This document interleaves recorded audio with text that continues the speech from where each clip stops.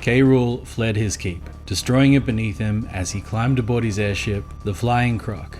Braving the heights and besting his parrot companion Screech, the Kongs have boarded the Flying Croc themselves, and now Krool has nowhere left to run.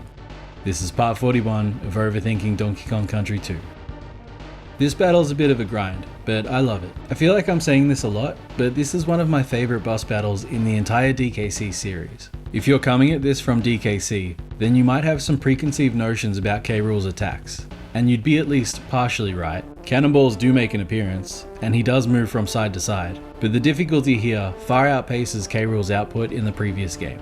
It starts with the Kongs walking in on Krool torturing DK. I've gotta say, Donkey's a fucking machine if he can take blunderbuss shots and keep breathing. First phase, you've got to jump Krool as he propels himself across the arena, then throw a cannonball into his gun as it's in vacuum mode. Dodge the shot that comes out, dodge Krool, and when the cannonball loses its spikes, repeat the process. Like in DKC, he'll add a lap for every hit you land on him. Third time round he shoots an extra cannonball, but only one will lose its spikes, so keep an eye out for that. I feel like I'm stating the obvious here, but we're looking at the simplest and most vital distillation of the 1-2-3 approach we've seen throughout the entire game. Every hit adds a variable, stacking up the difficulty. First phase is over. DK makes an appearance, and you get a DK barrel to replace a Kong if you lost one. Phase 2 is all about dodging the cannonballs. They go high, they go low, they bounce, they loop. At the end of each run, he shoots a barrel containing a normal cannonball. You know what to do.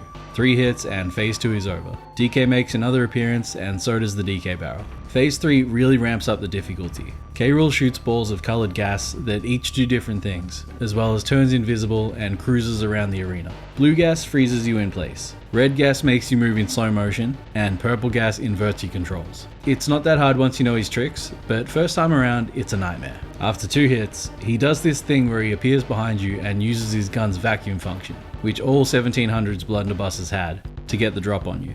This has got to be my least favourite part of the fight. It just feels a bit bullshit. After the 9th total hit, he drops, and the fight is over.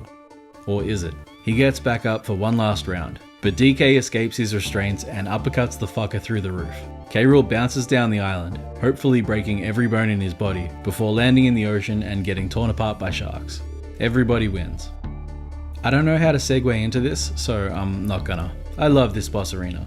Probably my favourite boss arena in the entire trilogy. I suppose that isn't a hard distinction to get. Most of them are banana hordes or recycled level themes.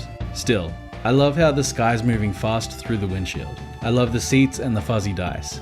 And I love how the oil drums and giant bananas return from the first game. It's a nice little throwback at the end of the sequel. Cranky Kong congratulates Diddy on saving DK and taking down Krool, but hints that his work's not over. Diddy is, at best, second place on the podium of video game heroes. And to kick Mario out of first place, we're gonna have to take a trip to the lost world of Crocodile Isle.